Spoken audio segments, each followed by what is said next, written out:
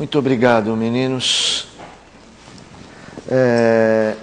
Se você está muito no fundo e tiver dificuldade para enxergar as letras ali, se quiser aproximar, fique à vontade. Eu até prefiro, tá? Mas é fundamental. Neilo, o quadro. Eu uso as duas coisas, tá? Eu gosto mais do quadro do que do projetor. Se pode apagar a luz da frente? Eu acho que pode. Tem aqui, caneta. Ótimo, vou usar o seu. Obrigado. Irmãos, o assunto que nós vamos estudar hoje é família. E a gente vai estudar família de uma forma teológica. Se você consegue ver ali assim, a família como estrutura de redenção. Eu quero tentar mostrar para os irmãos como é importante a família. Vai para lá, vai para lá, vai para lá.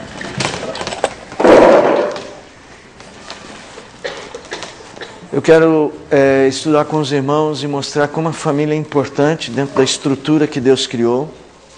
A família não é um acaso. Deus tem um propósito. E em lugar da gente estudar a família como um conceito social, como um organismo social, nós vamos estudá-la teologicamente essa manhã. A família, na verdade, eu coloquei aqui alguns exemplos. Não sei, ali tem um quadro da Tarsila do Amaral. Ela é comunista, mas o quadro dela é muito bom. Tarsila do Amaral, que era filha de protestantes, embora tenha estudado em colégios católicos, e depois ela se tornou comunista, defensora de uma causa comunista, Mas ela retrata a família. Engraçado que mesmo com todo o princípio comunista, ela retrata ali a família brasileira, ela vê nesse aspecto ela tem uma posição diferente. Interessante isso. Vamos ver se vocês são bons de família. Quem sabe que família é essa aqui? Dá para ver? Não, família Adams. Muito bem, muito bem. Vamos ver quem mais. E essa daqui? Conseguem? Só quem está na frente que vê, Família? Vocês estão denunciando a idade de vocês, tá? Não importa, tá? Família, você viu Família Buscapé? Família Buscapé de 1962, tá? Tá vendo? Eu sou de 66, era minha mãe. Família Adams, que vocês falaram, de 1937. Na verdade, Família Adams começou como uma charge de jornal. O Charles Adams fazia charge da família dele. E a família dele parece que não era muito comum, Bom, pelo menos ele achava. E essa daqui? Essa daqui é mais difícil. Não está dando para ver? Gente, é um que eles reuniam e no final do dia eles falavam assim: boa noite. Boa noite, John Boy. Fala, Davi. Quem que é, Davi? Os Waltons. Os Waltons é uma família protestante. Retrata uma família americana protestante. Retrata, assim, o cinema, as artes. Eles também falam de família. Apesar da gente estar num mundo que despreza tanta família, mas nós temos mudado muito o conceito, Eu estou pegando aqui famílias que fazem parte do histórico das artes, tá? E deixa eu ver os Waltons de quanto é, 1972, 1972. Agora, por último, essa daqui, presta atenção. Os Nepomucenos. O autor é Deus, desde 1994. Vou tirar logo que as meninas estão aqui, senão elas ficam bravas. Eu falei para vocês abrirem Gênesis capítulo 1. Vamos lá. Alguém lê para nós, bem alto.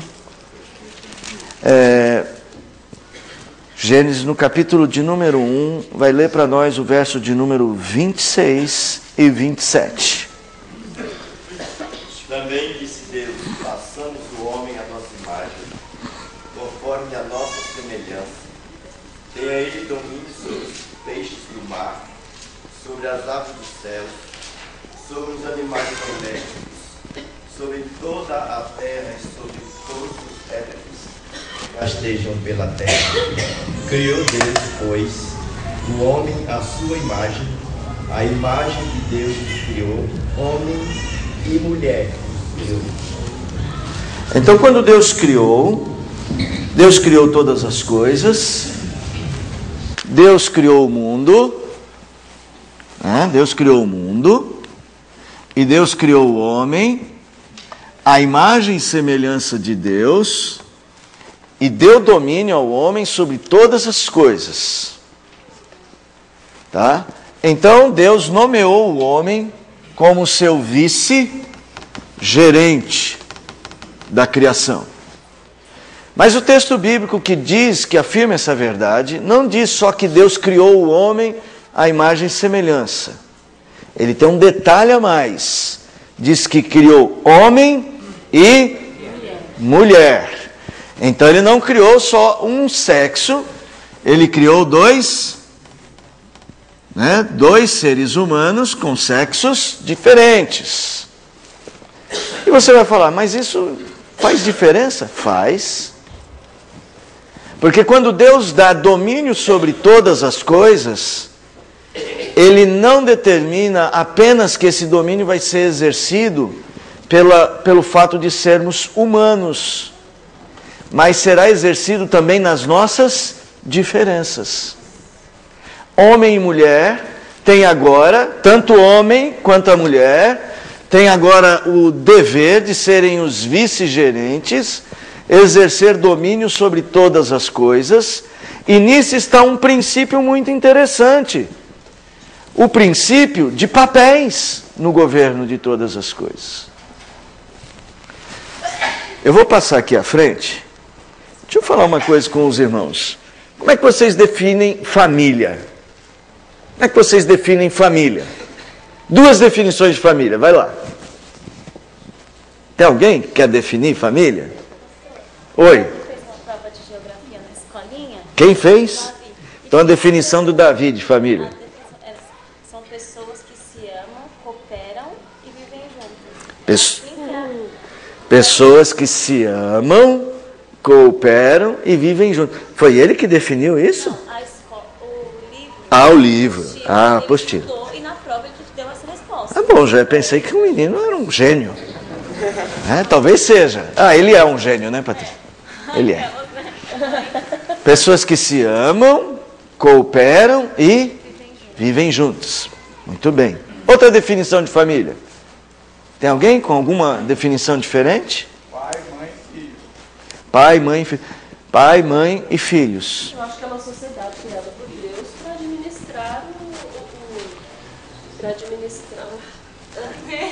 administrar o mundo que ele criou. Tá certo. Aí você já está pegando o ponto aqui, né? Não, mas Tá certo. Vocês já viram que a Bíblia não dá definição de família?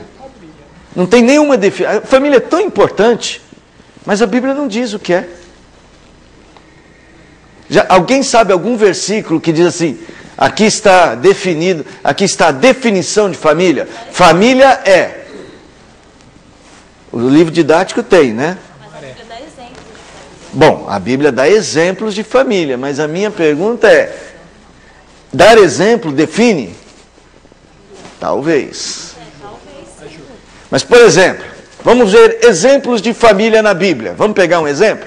Daí, levanta, que exemplo você quer dar? Ensina a criança no caminho que deve andar e depois viver. Certo, isso aí é o que eu tenho que fazer como educação, mas não define família e não é um exemplo de família. Exemplo de família, pega um. Será que Mateus fala sobre Jesus quando estava no templo? E a família estava procurando ele. Pai, eis aqui meu filho, eis aqui. Não, certo, está dizendo aí, esse é meu filho, mas não está definindo. Está definindo. Vamos tentar definir pelo exemplo. Está pegando aqui o exemplo de Sara e Abraão. É um modelo de família?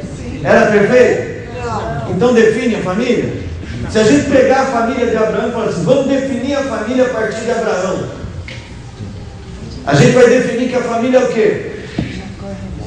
Não, a gente vai definir que a família é a mulher dando um jeito para ter filho, dando empregada para o esposo poder ter herdeiro. Opa! Não foi ele. É ele mentindo para preservar a própria vida, dizendo que a mulher não era a mulher dele. Isso define família? Não. Então tá bom. Então vamos ver outro exemplo. Mas você está pedindo um exemplo de família perfeita? Não, eu estou dizendo o seguinte, a Bíblia não tem definição de família. Então a Patrícia disse assim, mas a Bíblia tem exemplos. Então nós vamos tentar definir pelo exemplo. Não, mas a dona Cília deu o exemplo da família de Sara. Mas é uma família perfeita? Não, Não, eu disse, então vamos definir a família a partir da família de Abraão. Não, era uma família. Sim, mas vamos Mas não era uma definir. família perfeita. pai, mãe e filho. Então eu só estou dizendo que não dá para definir Não dá pra definir. família a partir da família de Abraão. Quer dizer, família é isso. Antes da queda dá. Porque após Antes da queda? Aí ia chegar. Se foi antes da queda. de forma perfeita por Deus. Então família só pode ser definida mesmo antes da queda. Eu acredito assim, pastor, que o exemplo perfeito para a nossa vida, de mundo perfeito, de mundo ideal, é dado antes da queda. Pós-queda, com a interferência do pecado, do homem, nada que o homem faça a perfeição, mas nós temos o quê? O modelo de perfeição. Certo. Então nós temos que buscar Mas, esse por exemplo, modelo. antes da queda não tinha filhos. Quem disse que não tinha filhos Então por isso não tinha antes da queda? problema. Olha só, antes da queda não tinha filhos. Então, não tem nenhum não. Você pode até ter a ideia de que havia algum filho. Eu conheço teólogos que defendem, mas a Bíblia não tem nenhum texto dizendo como é que eram os filhos de Adão antes da queda. Eles não tinham Então você não tem sido, né? texto bíblico para poder trabalhar e dizer assim, se Adão teve filho. Eu acho que não teve, tá? Eles não tinham se conhecido, né?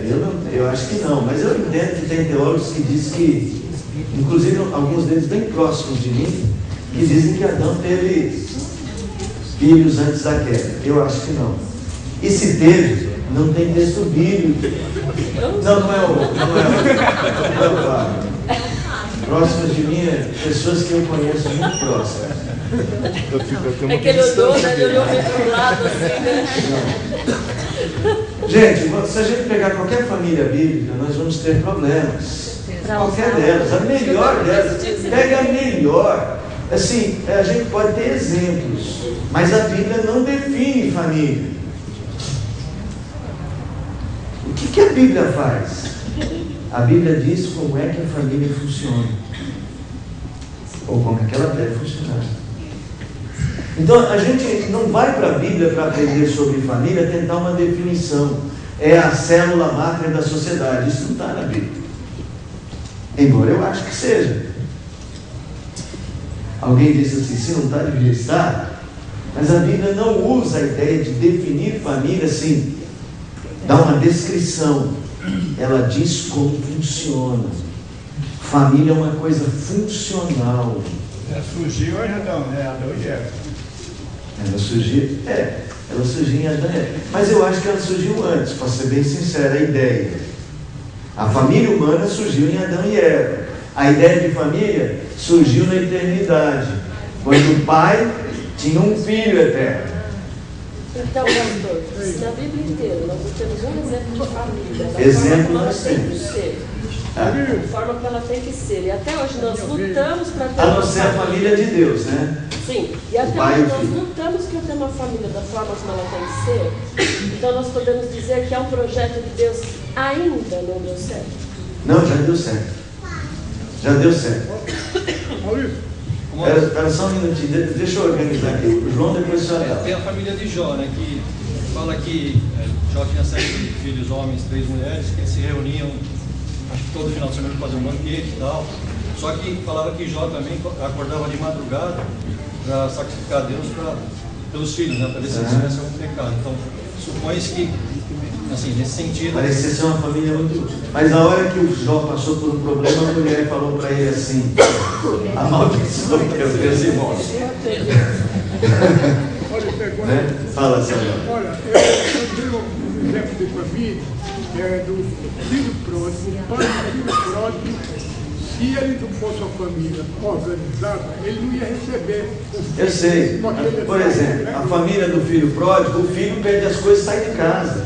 O outro filho que está em casa não gosta do irmão. Então, gente, e a família do filho pródigo é uma parábola. Mas mesmo na parábola não tem perfeição. Por que eu preciso que os irmãos entendam? O que eu quero que os irmãos entendam? Nós não podemos ir para a Bíblia, assim, eu vou imitar uma família, porque existe o que a Bíblia faz é explicar como é que deve funcionar. Tá bom? Então vocês viram. Mas, pastor, Pois não. a Bíblia explica o que você não deve fazer. Não, a Bíblia fala o que deve fazer. Não, mas E ela você diz não que você deve- fez errado. Você não deve imitar tudo esses exemplos. Não deve tudo, não. É. Tem coisa que sim. Gente, é importante que você note a diferença homem, mulher. Isso aponta para... Veja, Deus criou o homem no sentido da humanidade, então a Bíblia chama esse homem... criou Deus o homem à sua imagem e semelhança. A Bíblia dá a palavra que ela usa para essa expressão homem, Adão. Quer dizer, Deus criou a humanidade. E depois Deus fez homem e fez mulher. Ele fez o Zacav e a Nahar, ou Nakav. Ele fez o varão e a varoa, o homem e a mulher, mas literalmente o macho e a fêmea. E por que isso está no texto bíblico logo no início? Isso não é uma explicação sociológica, isso é uma ideia estrutural. Deus está dizendo que criou o homem para ele governar as coisas, e para ele fazer isso, Deus criou dois modelos de gestão, ou duas habilidades de gestão, a masculina e a feminina. Elas são complementares, têm papéis diferentes, têm habilidades diferentes, mas têm a mesma responsabilidade. Vamos lá, verso de número 28. Verso 28.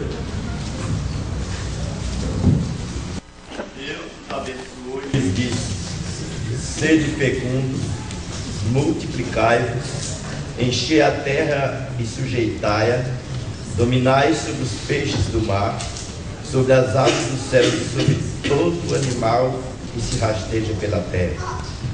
Então, quando a Bíblia diz que Deus vem dar a ordem, essa é a primeira ordem do homem: sejam fecundos, multiplicai-vos, enchei a terra, dominai. Deus está estabelecendo, veja, a primeira coisa é serem fecundos. Homem e mulher agora tem trabalho com família. Deus já está ali, não tem a palavra família, mas já tem a primeira noção de que ela vai ser completa. Eles tinham que ter filhos para cumprir a ordem. Ser fecundo, está no paraíso, vai ser fecundo igual. Só tem um jeito de multiplicar. É relação entre homem e mulher. Então, assim, onde eu quero chegar agora?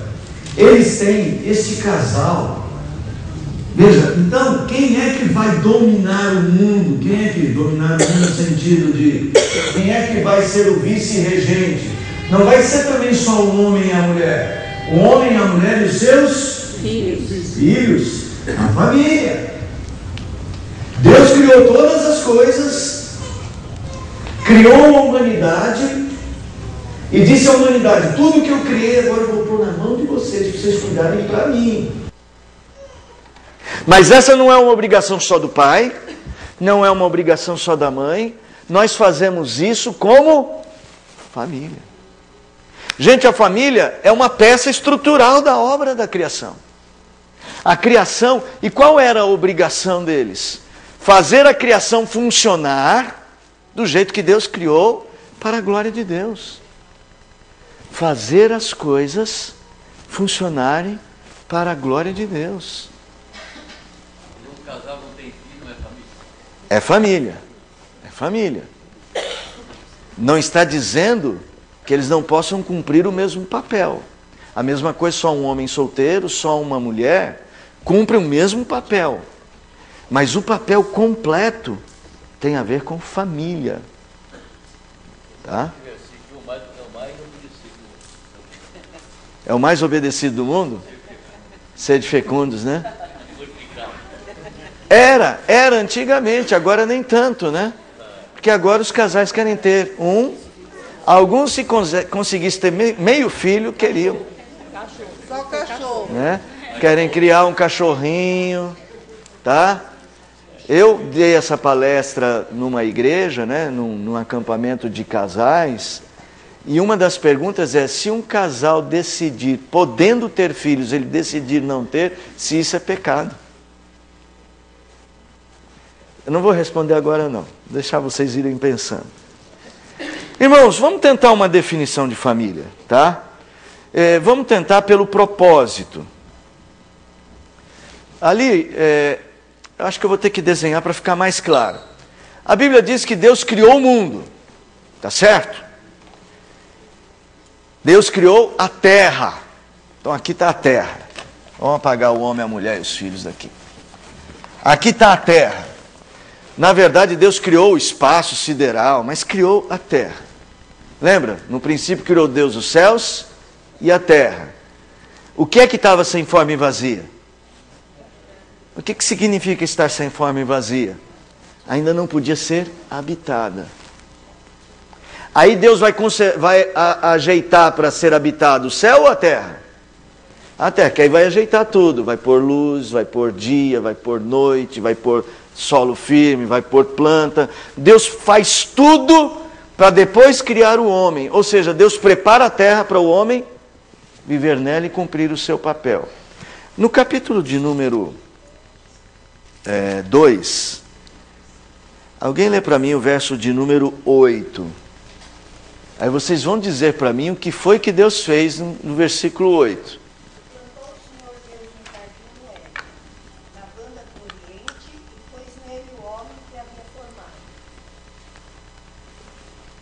Deus fez o que no versículo 8? Plantou o quê? Plantou um jardim. E ele plantou um jardim onde? Gente, havia uma região chamada Éden. E nessa região Deus plantou um jardim. Gente, o jardim era dentro de uma região. O jardim era um lugar limitado. O paraíso era um lugar restrito. Deus fez daquele lugar o melhor lugar para se viver. Era como se fosse não era como se fosse. Não, era muito melhor. Do que não tem nenhum exemplo hoje para eu dizer assim, era como se fosse tal lugar. Tá?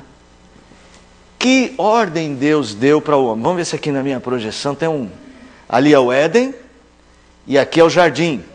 E Deus colocou o que no jardim? Deus colocou a família. A família está aqui no jardim.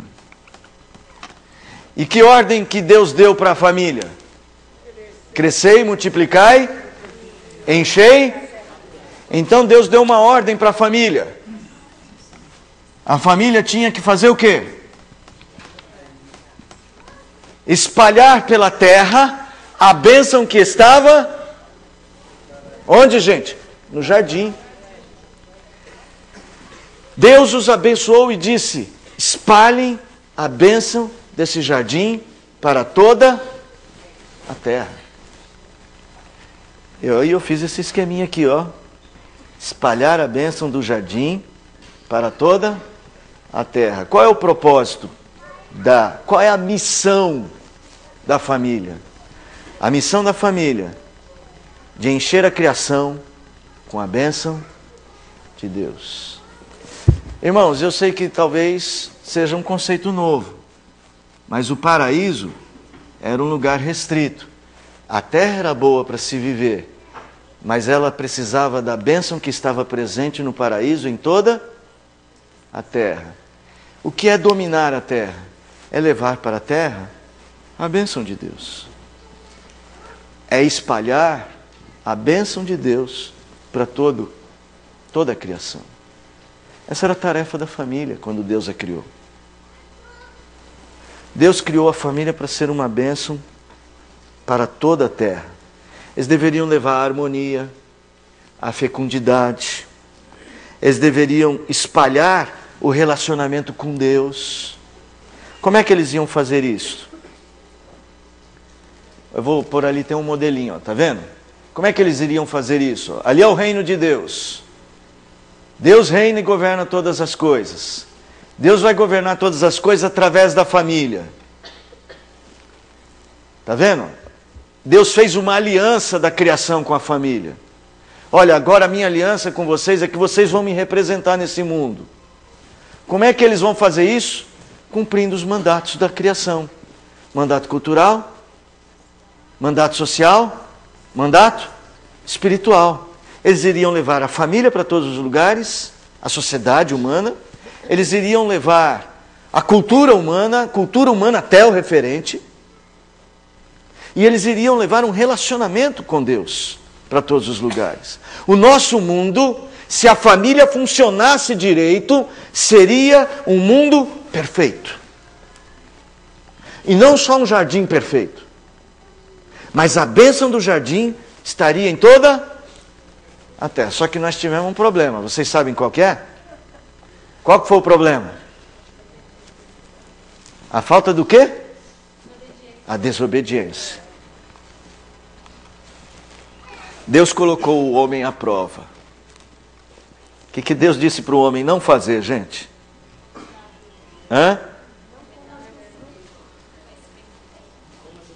Não coma da árvore do conhecimento do bem e do mal. Ali está uma gravura de 1504, Adão e Eva perto da árvore. Do Dürer. E aqui uma cena do filme As Crônicas de Nárnia, representando a queda. Era a mesa de pedra quebrada. Quem assiste o filme conhece, né? Houve uma mudança no comportamento estrutural. E essa mudança aconteceu nesse principal elemento, gente. Se vocês notarem bem, a harmonia do mundo tinha como principal peça, principal engrenagem, a família.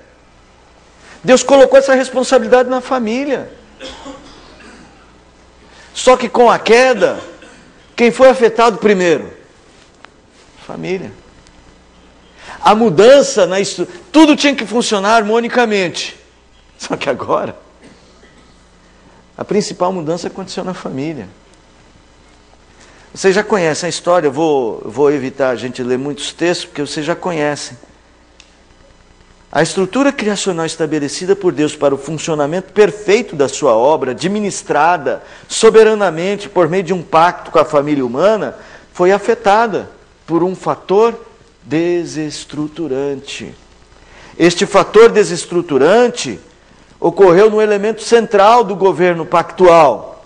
Ocorreu no ser humano. A família humana, que deveria ser a propagadora da cultura teorreferente ou teocêntrica, sofreu uma mudança. Ela mudou. E em lugar de servir a Deus, as pessoas passaram a servir a si próprias. Eu uso muito isso aqui está no meu slide, porque eu usei em outra igreja. Eu uso muito isso aqui. Eu até agora estou passando a falar que eu uso muito mesmo. Deus disse que ia cuidar da criação através do ser humano, através da família humana. O governo era de Deus através do homem. Deus ainda mantinha o seu governo, mas ainda ele governava através do homem. Então a mente do homem, aqui eu pus 3Ds, né? Não é que o homem está 3Ds aqui, não. É que Deus governava cada parte do coração do homem. Só que isso mudou. Lá com a tentação, o homem que deveria pensar todas as coisas de maneira teorreferente e cumprir os mandatos da criação, ele mudou.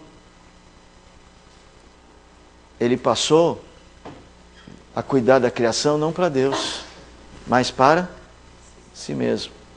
Desculpa, vamos ler esse texto, vai. Gênesis 3. Eu preciso sempre explicar, porque para mim esse é um texto fundamental para você entender como é que as coisas funcionam. Na primeira tentação, estava lá a árvore do conhecimento do bem e do mal. Eva estava passeando. Eva e Adão estavam passeando. E eu acho que eles estavam meio perto da árvore. E de repente aparece a serpente. E a serpente fala com Eva. Para quem não sabe, a serpente é o diabo. Fala com Eva. E chega para Eva e diz assim: você não quer comer? Está com fome? Tem aqui um fruto delicioso, saboroso. O que Eva diz do fruto? O que ela fala? Eva está aqui, né? Eva. Eu estou pondo Eva de vestido, gente, só para ser mais decoroso, mas ela não usava vestido nessa época, tá? Aqui estava Deus, e aqui está a árvore, e aqui está a serpente. Tem gente que diz que ela estava assim, tá? Eu não sei se estava assim, tá? Eu não sei se ela estava assim, de tênis e tudo, tá? O que eu sei é que a serpente estava falando com Eva. E Eva diz para a serpente o quê? Posso comer? Não, por que não pode comer? Vamos ler. Não, eu quero que vocês leiam. Respondeu-lhe a mulher, verso 2. Alguém lê para mim aí. Verso 2 e 3. Respondeu-lhe a mulher: do fruto das árvores do jardim podemos comer, mas do fruto da árvore que está no meio do jardim, disse Deus: dele não comereis, nem tocareis nele, para que não morrais. Por que ela não comeu? Porque o significado da árvore para Eva tinha um intermediário. Era Deus. Deus disse. Mas teve a segunda tentação, não teve? A segunda tentação, a serpente disse para a mulher: eles não vão morrer, porque Deus sabe que no dia que vocês comerem. Era como se a serpente tivesse dizendo: Deus está guardando um segredo só para ele e não quer dividir com vocês. Deus sabe que no dia que vocês comerem, vocês serão como Deus, conhecedores do bem. Entre outras palavras, a serpente está dizendo: sabe, quem vai definir o que é bom não é mais Deus. Não tem esse negócio, Deus disse que tem que ser assim. Você vai poder tomar a sua decisão. Você vai poder decidir. Você tem o poder. Você vai escolher o seu caminho. Ninguém vai dizer para você onde você deve andar. É você que vai dizer: isso é bom e isso é mal. Lá em Isaías, o profeta Isaías traz uma palavra de Deus condenando assim: ai daqueles que chamam o bom de mal e o mal de bom. Foi isso que aconteceu. O homem tomou para si a decisão. Ela não é mais, como eu chamo, referente, não, né? É o professor aqui na questão. Eu nem sabia. Mas agora eu sei. Tem que dar o crédito para ele. Ela agora vai decidir o que é bom e o que é mal. Alguém lê para mim aí o verso de número 6. Vendo a mulher que a árvore era boa para se comer, agradável aos olhos, e árvore desejável para dar entendimento, tomou-lhe do fruto e comeu, e deu também ao marido, e ele comeu. Adão nem questionou. Mas não questionou isso. Sabe por quê? Tinha que questionar. Tinha que questionar, mas sabe por que ele não questionou? Porque ele foi na conversa da... Não. Porque ele queria. Ele usou a mulher. Ele queria comer. Gente, para mim isso é uma das coisas assim, que mais me chama a atenção. A Bíblia diz que a mulher foi enganada, mas o homem não. Só para vocês não ficarem com dúvida, abra lá em Timóteo. Deixa eu ver se é primeiro ou segundo. Você ficou com mais raiva de Adão? Mas se fosse você e o Cláudio lá, você ia dar o fruto pro Cláudio?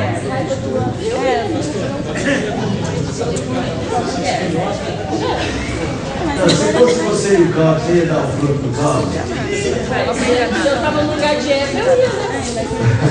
Vamos lá, 1 Timóteo, capítulo 2, verso de número 14. Só para vocês verem a Bíblia dizendo claramente isso, tá?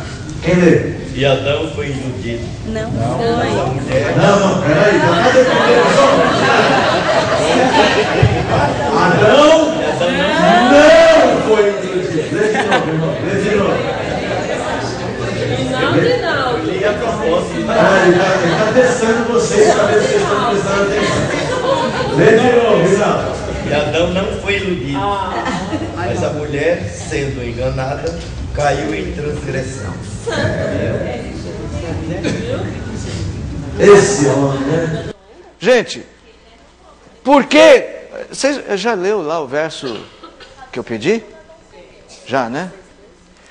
A mulher, agora não tem mais Deus disse. Vendo a mulher que a árvore era boa para se comer, agradável aos olhos, desejável para dar. Onde é que está Deus aí? Deus não fez parte dessa decisão.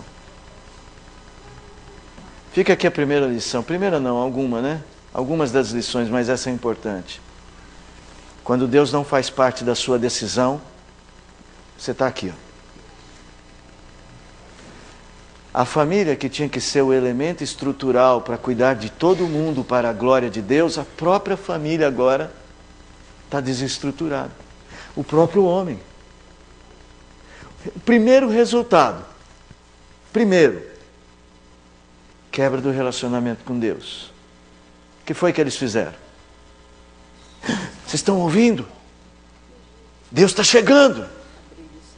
Eu não sei como é que eles sabiam que Deus estava chegando, mas eles sabiam que Deus estava chegando porque a voz de Deus ecoou no jardim. E quando eles começaram a ouvir a voz de Deus, o que eles fizeram? Correram para a direção dela? Não. Fizeram?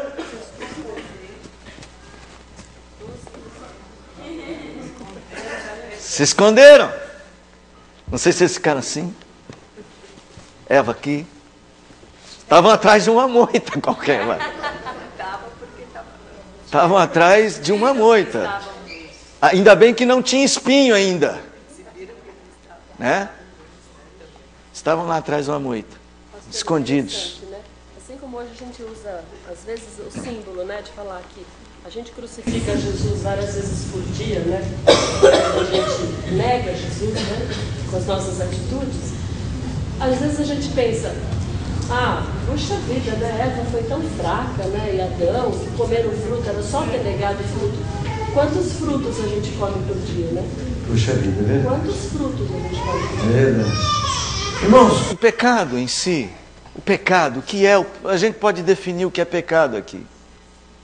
Pecado é não colocar Deus na equação do dia a dia, no que se faz no dia a dia, nas decisões.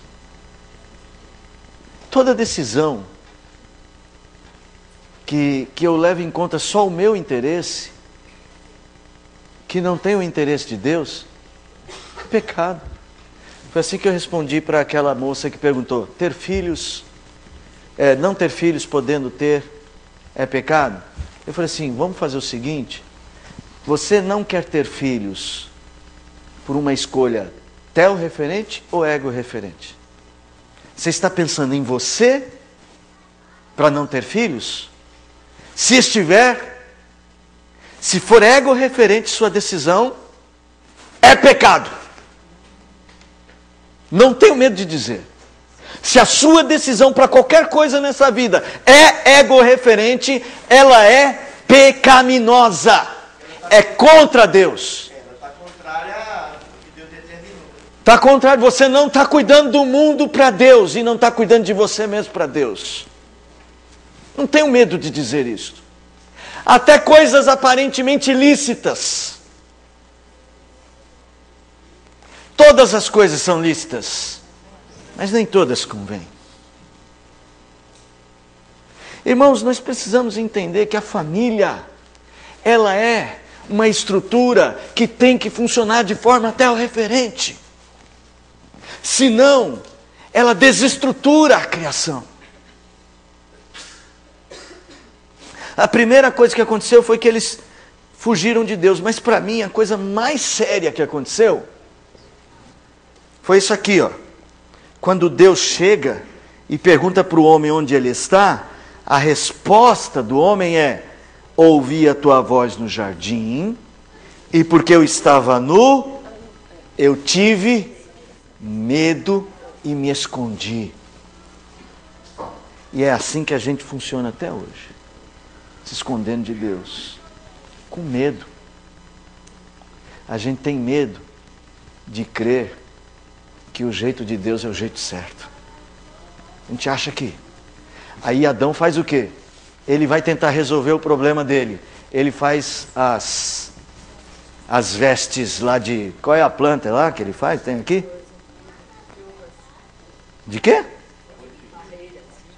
Parreira. Onde é que está isso aqui? Cozeram folhas de figueira. Folhas de figueira. É que parreira é tão pequenininho, eu imagino como é que deve ter sido essa... Eu não sei como é que é folha de figueira. Tá? Eles cozeram, não sei como é que eles fizeram, não sou estilista. Só sei o seguinte, gente. Eu só sei do seguinte. Eu sei que ele estava tentando dar um jeito dele para a vida. Estava tentando resolver o problema do jeito dele. Adão é o primeiro alfaiate que foi reprovado, porque Deus fala assim: nada dessa roupa, eu vou fazer a minha moda para você. A minha moda é cobrir você com um sacrifício. Louvado seja Deus, né? Teve que morrer, um animal. Irmãos, o que esse texto está apontando para nós? Que a desestrutura da família afeta o nosso papel. Eu quero ir um pouquinho além. Pastor, e aí começou um jogar a culpa no outro, né? Por que você comeu? Eu comi porque... Não, aí o Adão jogou a culpa na mulher, a mulher jogou a culpa na serpente, e a serpente fez assim.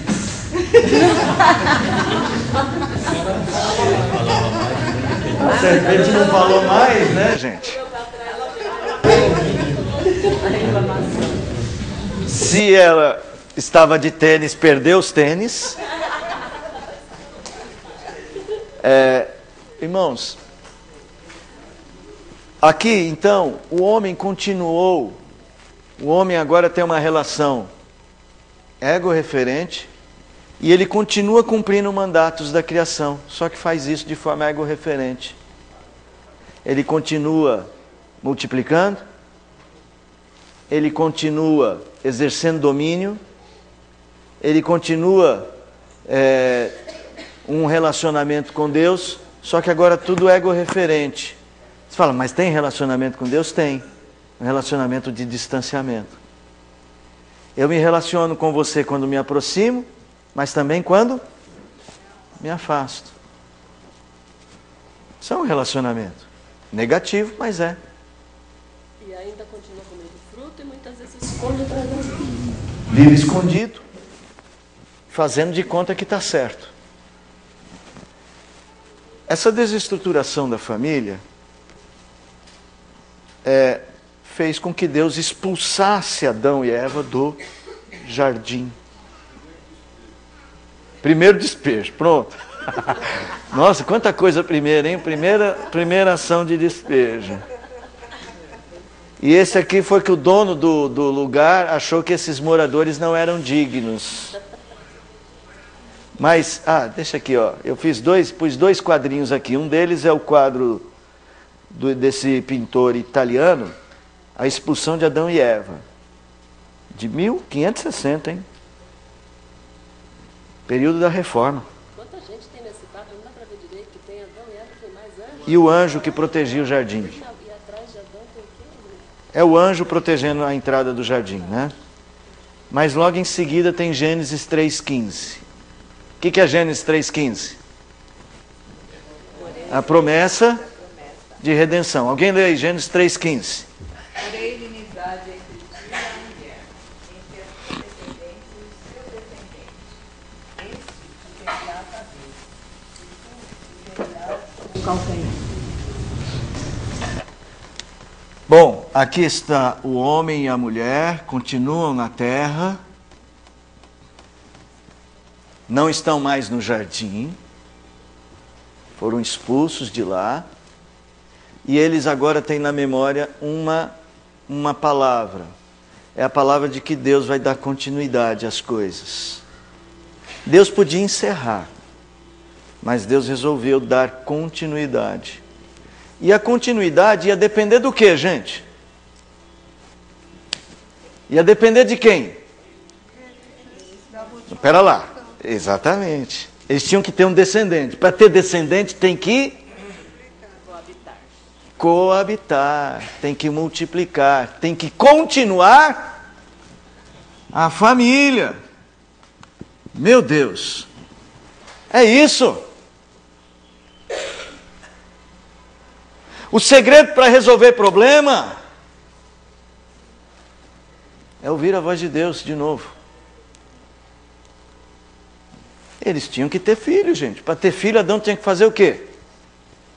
Parar de ir para o boteco com o elefante, com o macaco, ficar com Eva.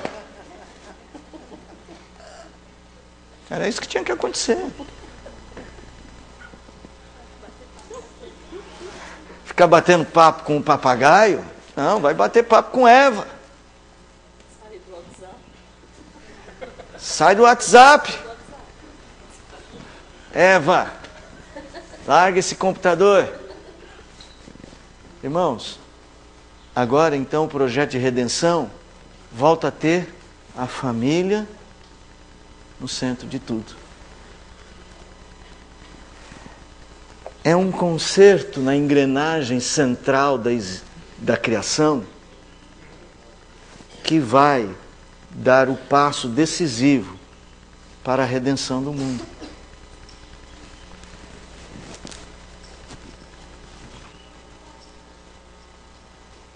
Então as coisas ficaram assim. Deixa eu ver se vocês conseguem perceber aqui.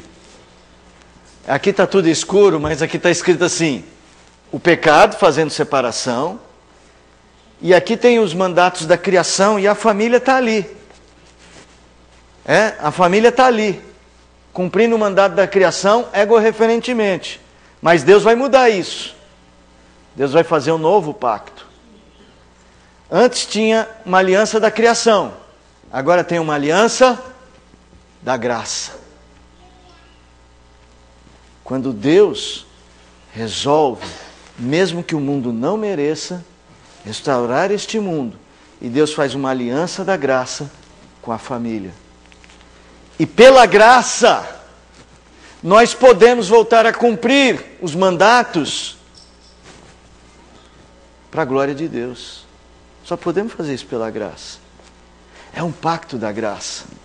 E ali eu fiz propositadamente, desenhei ali uma cruz, que tem a ver com Gênesis 3,15. A ligação antes era direto com o homem, mas agora o homem está separado de Deus. Quem faz essa ligação é Jesus. Pode falar, irmão. Está no Catecismo da Igreja do Brasil, que infelizmente nós não estudamos, que pacto fez isso com Adão? Pacto da graça. Pacto da graça. O pacto da criação ou o pacto de obras, e depois o pacto da graça. Irmãos, então assim, a família, vamos tentar definir a família. Vamos tentar definir a família a partir do que a Bíblia diz que ela tem de fazer. A missão de trazer vida ao mundo, não só biológica. A família é agora parte da estrutura de redenção, pois foi por meio da família que o Senhor prometeu trazer a vida de volta.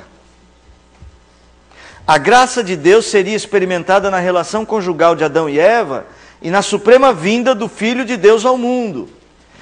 Aí, Adão olha para Eva, que ele antes tinha culpado Eva de dar o fruto. Na verdade, ele culpou, mas é bem cara de pau, né? Porque ele queria. Aí ele olha para Eva e ele dá um nome para a mulher. Até então a mulher não era chamada de Eva, né, gente? Não, ela era chamada de... Adão é humanidade. Adão depois vai ser o nome do Adão em si, mas a palavra Adam é a palavra para homem no sentido de humanidade. Até então, Eva chamava, pelo menos a Bíblia, né? Vamos dizer assim. Ele não tinha dado um nome. Eu não sei como é que ele chamava. Talvez ele falasse assim... Não. Lembra que ele disse, osso dos meus ossos, carne da minha carne? Talvez ele falasse, você é osso. Costelinha, vem aqui. Você é osso. Osso duro de roer. Mas você é osso. Eu acho que Até... ele chamava de amor, né? Eu acho que ele nem chamava, porque ela estava sempre perto dele. Né? Não precisava chamar. A Bíblia diz, capítulo 3, verso 20. E deu o homem o nome de Eva à sua mulher, por ser a mãe de todos os seres humanos. Quanto tempo tinha passado essas coisas? Todos os animais deu para mulher. Nome aos animais não chamou animal por um nome próprio, né? Ele chamou o animal, ele nomeou as famílias dos animais, né? Nós não sabemos exatamente que nome ele deu, mas ele discerniu as famílias dos animais, as espécies, né? Eva agora vai receber um nome próprio, que até então era homem e mulher. Adão e Eva eram homem e mulher, eles não tinham ainda identidade, mas agora ela tem uma identidade pessoal. E é Havá, que quer dizer vida. Nós comemos o fruto que trouxe a morte. Mulher, não posso ficar sem você, porque é em você que Deus, ou por você, que Deus vai trazer a vida. É a nossa família que vai fazer isso. Aí tem o primeiro filho, Caim. O que Eva pensou? Que era o restaurador. Aí capítulo 4, verso 1.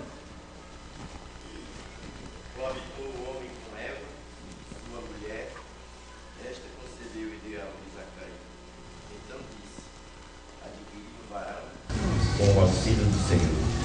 Os dois creram tanto na promessa que eles trabalharam por ela. E trabalhar aqui, gente, é ter filhos. E o homem coabitou com Eva. Alguém perguntou quanto tempo depois? Não dá para saber. Não tem como. Quanto tempo durou tudo isso? Não tem como. A vida do homem no jardim do Éden não dá para saber. Dá para ter uma ideia de que pelo menos ele teve o trabalho de nomear as famílias dos animais, mas nós não sabemos se ele nomeou todas absolutamente. Sabemos que ali tinha um propósito dele nomeá-las com a finalidade de sentir a ausência. Porque Deus viu que o homem estava só. Ele sentiu essa ausência, contudo para ele não se encontrava uma que lhe fosse igual. Muito menos não, né? Mas nem a macaca.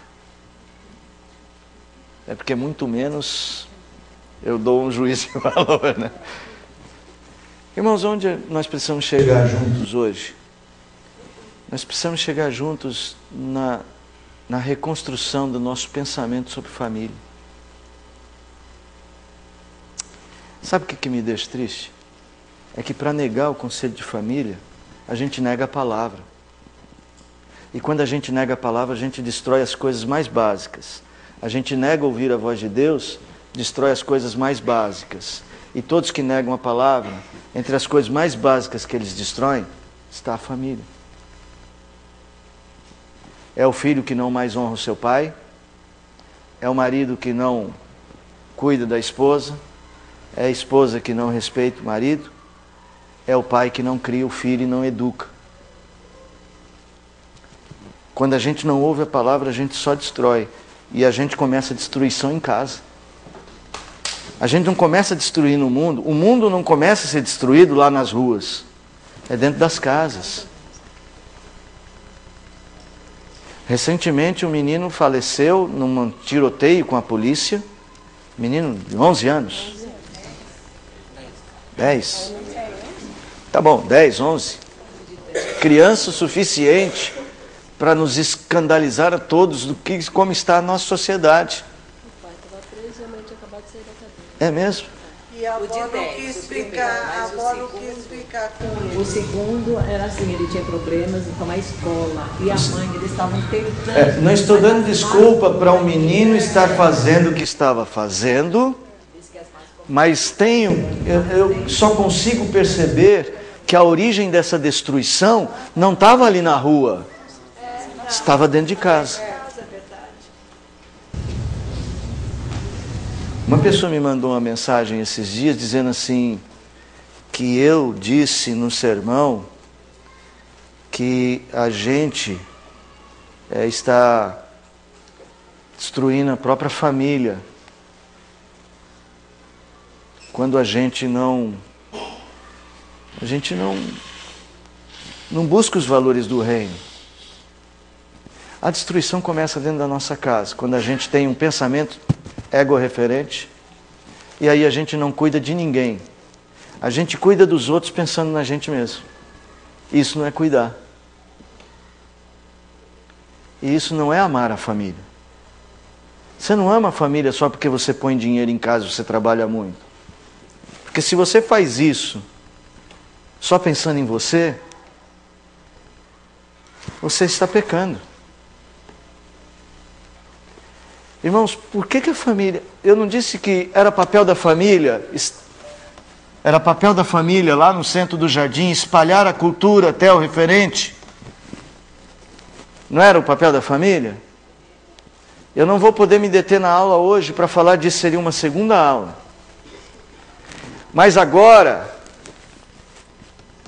isso aí eu estou dizendo que acontece dentro da estrutura da criação. Ainda é o papel da família espalhar a cultura até o referente. De famílias que honram a Deus e pensam o mundo a partir de Deus. É o nosso papel de servir a Deus nesse mundo, mostrando para as pessoas que nós honramos a Deus com o que nós fazemos, pensamos, falamos, no nosso trabalho, no modo como a gente cuida do nosso lar e no modo como a gente se relaciona com Deus e como se relaciona com o próximo. Cumprindo os mandatos da criação. Só que agora, a gente também tem que pensar na estrutura interna da família. Pai e mãe são responsáveis por passar essa cultura até o referente para os seus filhos. Filhos, qual é a obrigação dos filhos? Responder de forma até o referente num relacionamento vivo com os pais, verdadeiro. Por isso que a Bíblia diz que, vocês já viram lá os 10 mandamentos, como é que funciona? 10 mandamentos. Qual é o 5º mandamento? 5º mandamento: honra teu pai e tua mãe. Olha só, não sei se vocês já perceberam. Do lado de cá para cima, nós temos 4 mandamentos. Todos eles têm a ver com amor a... E daqui nós temos mais quantos?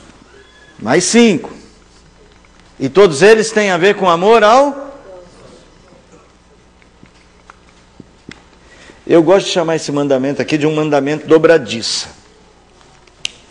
Sabe as tábuas da lei? As tábuas da lei? Eram 2, né? Um de cada lado. E aqui no meio tinha um mandamento que unia as duas tábuas.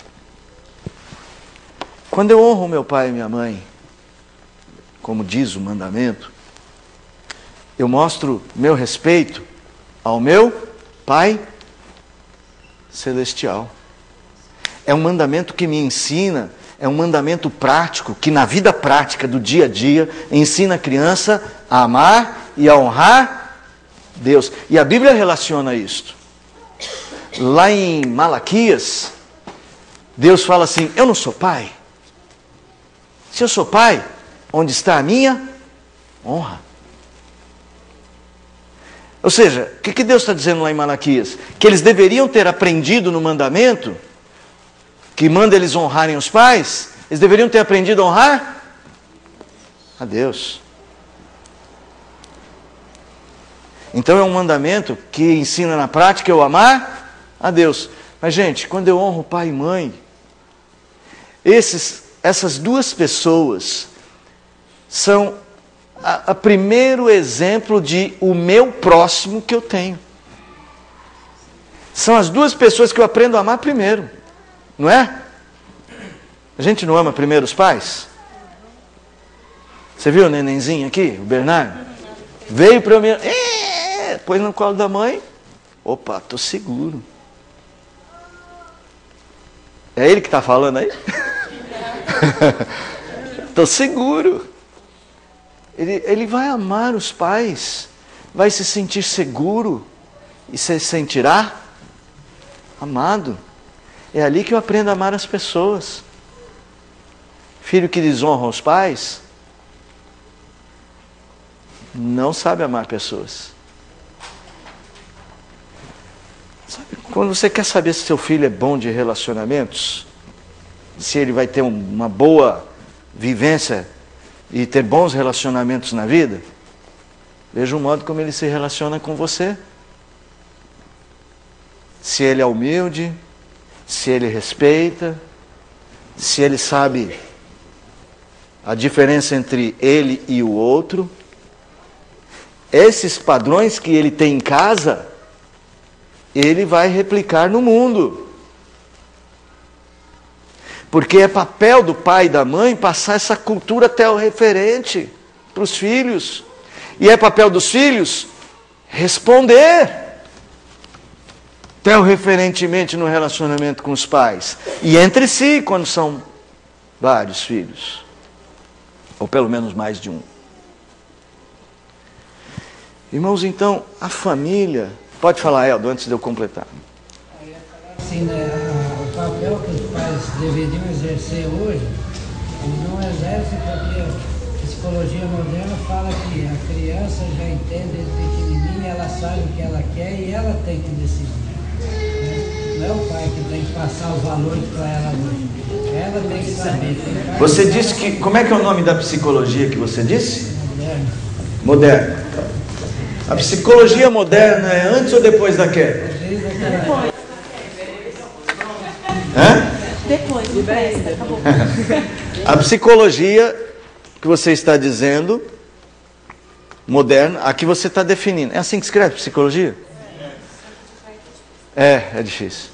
Psicologia moderna, que diz que a criança não tem que ser educada. Ela já veio pronta. Ela é pós-queda.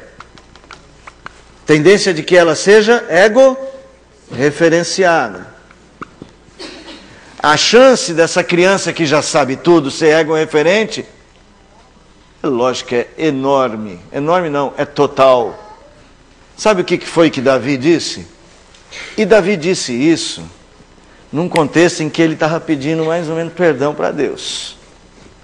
Eu nasci em pecado, e na iniquidade fui gerado, me concebeu minha mãe. Davi está dizendo o seguinte: sabe por que eu pequei? Porque eu sou pecador.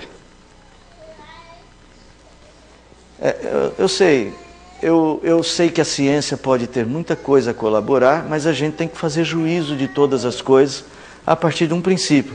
Isso pode ser aplicado de forma telreferente? Talvez a gente possa pegar coisas da psicologia moderna, que eu não sou contra, e a gente encontrar o que na psicologia moderna é próximo da verdade. Então eu tenho que saber julgar todas as coisas. Olha só, eu não tenho que julgar todas as coisas, mas eu julgo a partir do que eu acho melhor? Não. Eu julgo a partir do que Deus diz. Eu volto. Eu não julgo no modelo a árvore é boa para se comer. Eu julgo no modelo Deus diz. Mas para isso você tem que estar vinculado com a palavra do Senhor. Ah, tem que conhecer. Por isso que é bem-aventurado o homem que não anda no conselho dos ímpios, não se detém no caminho dos pecadores, não se assenta na roda dos escarnecedores, mas tem o prazer na lei do Senhor. Ele não vive no padrão deste mundo, ele vive no padrão em que ele entende as coisas a partir da lei do Senhor, ou a partir de Deus. Ouvir a voz de Deus. Irmãos, nós tomamos muitas decisões nessa vida. Nós fazemos escolhas. Os irmãos fazem escolhas. Nesse exato momento, alguns, se não todos, estão fazendo escolhas. Escolha se vão atentar à palavra de Deus, escolha se vão ouvir ou não, escolhas que vocês estão pensando a partir disso, o que fazer depois. E o único passo aceitável, biblicamente falando, é que eu faça escolhas teorreferenciadas, baseadas em Deus. É na família que a gente aprende a fazer essas escolhas. Se você treina o seu filho para ser egocentrado, ele vai fazer escolhas egocentradas. Não, você precisa pensar em você. É que a gente quer ver os nossos filhos vitoriosos. Faz parte. Só que a verdadeira vitória é ter um coração redimido.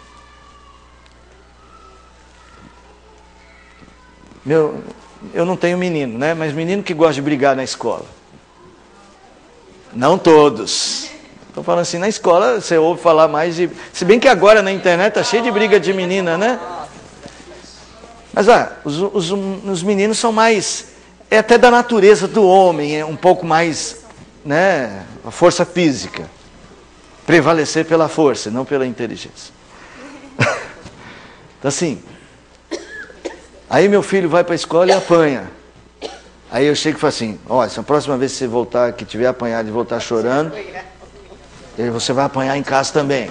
Não criei filho meu para apanhar na escola, não. Vocês acham que isso é um ensino teorreferente ou ego-referente? Vocês acham, de verdade? Tem alguém que pensa diferente?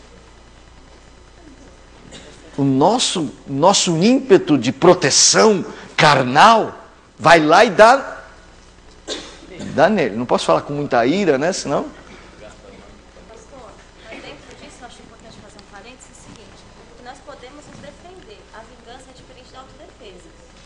Se eu digo para o meu filho, assim que eu ensino o Davi ele normalmente apanha. Várias vezes ele apanhou. Acho que Deus me prova nisso. E eu tive que respirar fundo, porque não é fácil mesmo você ver alguém que você ama apanhar. Ainda mais porque eu sei que ele tem vários defeitos, mas eu sei que esse não é o defeito dele. Então, normalmente ele foi mordido, ele apanhou, no judô o menino deu um chute na cara que ele estava sentado. E aí ele falou assim, mãe, você disse que eu não posso, eu sempre ensinei que ele não podia revidar. Ele falou, mãe, eu não posso revidar. Não posso. Eu falei, filho, você pode se defender e não se vingar. Se você for atrás do menino para bater nele, você está pecando, você está agindo por vingança. Mas se você segurar o pé do menino, se você afastar o menino de você e empurrar ele, você tem que se defender, porque você tem que amar o seu próprio. Aí eu estou entendendo que há um equilíbrio. Você está pedindo para defesa. Você não está pedindo para ele ir lá e bater mais no outro como uma maneira dele se mostrar mais forte. Eu concordo com você. Não defenda a causa, mandem seus filhos para apanhar na escola. Não estou defendendo essa causa.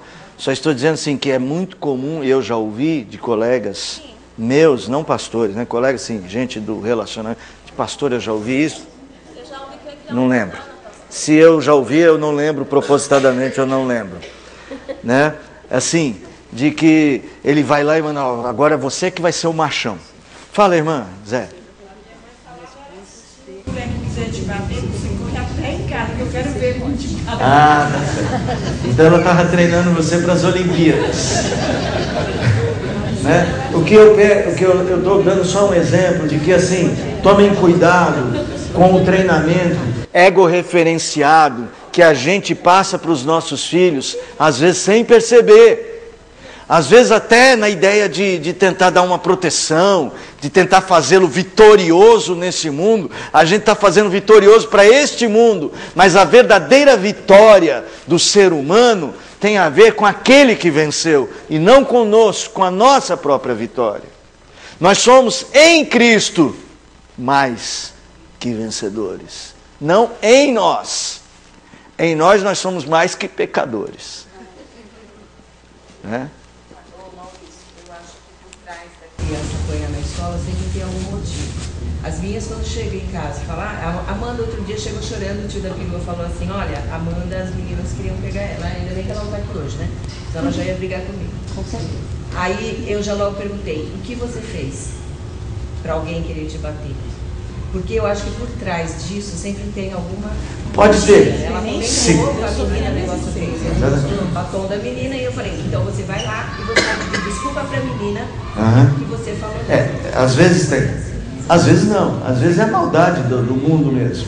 Eu só peço assim, irmãos, a gente precisa treinar os nossos filhos para pensarem este mundo e a sua própria vida a partir de Deus e não de si mesmos.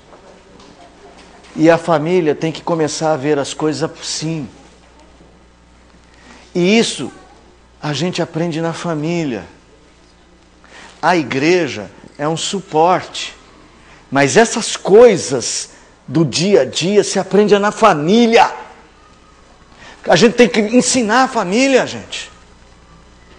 Pais que estão omissos na criação de filhos, não dão um conselho para o filho. Não sentam com o filho nem para uma oração. Não é o seu problema, né? É certo. Né? Mas não dão um conselho para o filho. Filhos que não honram os pais. Não tem um momento de dizer, vou orar pelo meu pai doente, ou pela minha mãe, ou vou orar pelo relacionamento dos meus pais. Pensam só em si mesmos, em fazer a sua vontade. Filhos egoístas, que cansam os pais. Às vezes pais crentes de verdade estão cansados de seus filhos, porque seus filhos não ouvem, porque não querem ouvir, tem o coração duro. Eu conheço pais crentes que estão cansados dos filhos. Eles só não dizem porque eles são crentes. Se eles disserem, eu estou cansado dos meus filhos, os meus filhos me cansaram a fé, parece que eles estão dizendo que eles não amam. Eles amam. É que esses filhos não querem ser amados do jeito de Deus. Querem ser mimados. Está cheio. Filhos egoístas, que não honram a Deus nem a seus pais. Só pensam em si mesmos. Esse mundo está cansativo, porque nós somos cansativos. Do projeto de Deus? O projeto de Deus, Bia, não sei exatamente em que tem aí na sua mente, mas o projeto de Deus é muito simples. Foi um projeto que ele criou. Ah, sim. A família está funcionando? O projeto de Deus está funcionando? Eu acho que está. Com falhas. Porque não depende de nós, mas é uma obra da graça. Porque Deus já deu tudo o que é necessário para isso funcionar do jeito que tem que ser. A gente só precisa abrir mão dessa busca do ego. Volta para casa e repensa. Pode falar. Irmão, fala o nome de novo. É o irmão da Jane, né? Eu estou brincando. alguém falava assim, quem é culpado desse menino nascer bandido? Aí alguém falou, olha, primeiramente o Satanás. Certo. Segundo a família. Ele soube educar ele. Terceiro a sociedade. E quarto lugar ele próprio. Porque ele teve toda essa chance. E hoje ele virou desse jeito porque realmente ele escolheu. Então, a gente também observa essa tecnologia avançada demais daí. O celular tem que estar fazendo separação, computador e um monte de coisa. Então não é que a morte nos separa, que é até o divórcio se separe, até que o dinheiro acabe, né? Ou até que o dinheiro acabe, desgraçadamente aí se separando com isso. Ou o dinheiro, o amor primeiramente, dinheiro, e segundo até que o divórcio se separe. Então a gente observa esse lado da sociedade, corrupção para tudo quanto é lado, que Deus destruiu o ser humano logo no começo de parte de corrupção, imagina hoje como é que está, né? Então tudo por causa dessa corrupção maldita, e essa televisão que ensina a violência, e tem tanta gente assistindo essa novela podre nojenta que em vários lares, e as crianças ali na sala, e a pessoa cega não percebe que está levando essas crianças desse lado. Meu irmão, eu vou dizer assim,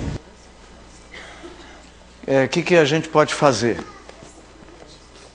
Eu acho que a gente tem que preparar os nossos filhos,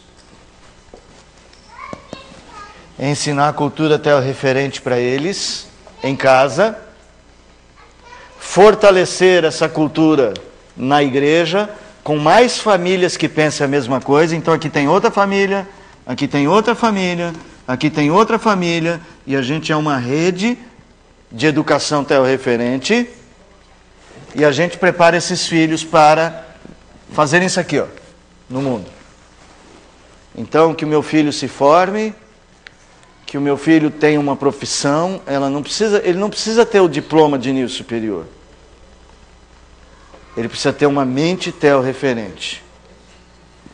Forme seu filho, trabalhe o coração dele, para ele ser um profissional que honra a Deus, que não seja esses profissionais que só pensam em dinheiro, derrubar o outro para ganhar dinheiro, que só pensa no status. Ele tem que pensar na utilidade da vida dele, gente. Não importa o que ele é, ele tem que ser útil para a glória de Deus. Nós temos que educar os nossos filhos, uma cultura teorreferente, e espalhar. Isso é levar o jardim para toda a terra. Irmãos, o tempo já acabou. Quero só indicar esse livro, Família da Aliança. É um livro que fala sobre família. Ele não fala família, ele trabalha teologicamente a família. Então é um pouquinho diferente, não é aquele que você sente e lê, é um romance sobre a família perfeita. É um livro que vai dizer qual é o papel do homem, teologicamente falando, o papel da mulher, o dos filhos, como devem ser os filhos da aliança, como Deus vai usar essa família na estrutura da sua obra. E se você não quer, não gosta, não pensa em aprender sobre como deve funcionar a sua família, talvez você não saiba nem definir. Então eu defino família assim. A família para mim é a ferramenta de Deus para trazer redenção a este mundo. Ela trabalha internamente para se educar e para influenciar. A Bíblia tem vários exemplos de como a família se tornou importante. Eu vou citar rapidamente. A família de Adão, com o nascimento dos seus filhos, da sua geração. A família de Noé, porque Deus salvou este mundo, só tinha Noé que andava com Deus. Mas quando Deus salvou Noé e a sua família. Depois nós temos a família de Abraão, que de todas as famílias ali que estavam vivendo longe de Deus, Deus escolhe Abraão, chama também Sara, a família de Abraão, e diz: em ti serão benditas todas as famílias da terra. Mais para frente tem a família de Davi, que vai ser o rei, e mais para frente tem a família de Jesus. E no final das contas tem a família da fé, que a Bíblia diz que nós fomos feitos filhos de Deus, que é a família eterna. Que Deus abençoe as nossas famílias. senhor falou. Fala alto para todo mundo ouvir. Eu creio que Satanás, sabendo disso que o senhor está falando agora para a igreja, ele ataca justamente o quê? Ah, Satanás ataca a família. Tem sido tão atacado hoje em dia. Satanás ataca a família. Rapidinho, porque a gente está encerrando, eu vou dar um último aviso. Você falou assim que nós temos medo de crer que a vontade de Deus é a melhor para a nossa vida. E a gente tem esse medo mesmo. Porque mesmo quando você está buscando a vontade de Deus, parece que você está isolado. Você fica à margem. E esse lance que você falou ali das famílias... Isso é muito importante. Às vezes você percebe que você é discriminado no próprio seio da igreja por estar querendo fazer a vontade de Deus. Exato. Vou reforçar isso.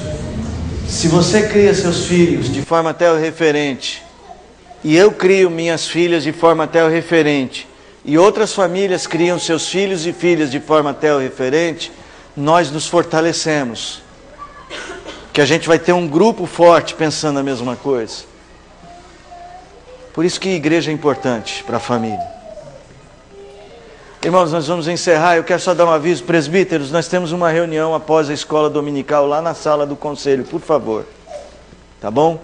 Irmãos, esse coisa aqui tem algumas mensagens, algumas programações. Pegue para você poder participar conosco. A EBF começa essa semana e nós precisamos de ajuda. Amanhã nós precisamos distribuir folhetos da EBF. Então, se você puder, às 10 horas estaremos aqui para começar essa distribuição. Só que eu preciso também de adultos, eu não posso ter só crianças fazendo esse trabalho. Tá bom? Nós não vamos fazer avisos no culto da noite. Tá? Porque a gente está prolongando demais o horário do nosso culto e o conselho acha por bem a gente não fazer avisos no culto da noite. Ok, então assim, não deixe de ler o boletim, não deixe de ver as programações que estão estabelecidas para essas férias, tá bom? Que Deus abençoe a todos. Amém. Um bom domingo para todos. Hoje é dia de ceia, então é um dia muito importante.